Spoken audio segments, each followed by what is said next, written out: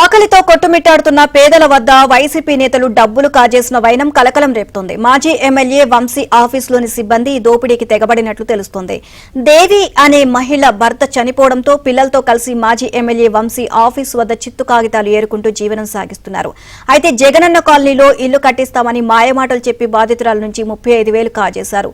వంశీ ఆఫీసులో పనిచేసే అమర్ అనే వ్యక్తి ఇల్లు గురించి అమర్ను అడగ్గా మాజీ ఎమ్మెల్యే వంశీ పీఏ గంట వీర్రాజు చేతికి ఇచ్చాను అంటూ సమాధానం దాటవేస్తున్నారని బాధితురాలు వాపోతోంది.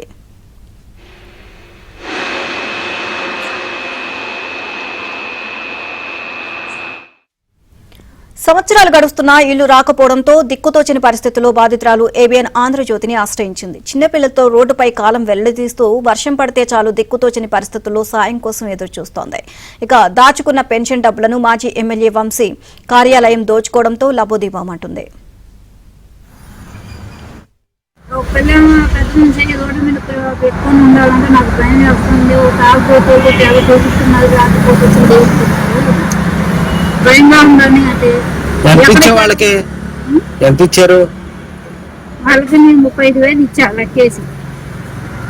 నా డబ్బులు కష్టపడిన డబ్బులు అని తీసి వచ్చి ఆడ పడిపోయి పెన్షన్ డబ్బులు, ఆ డబ్బులు ఈ డబ్బులు అని కొంచెం డబ్బాలు బొబ్బాలు వేసుకొచ్చి అవన్నీ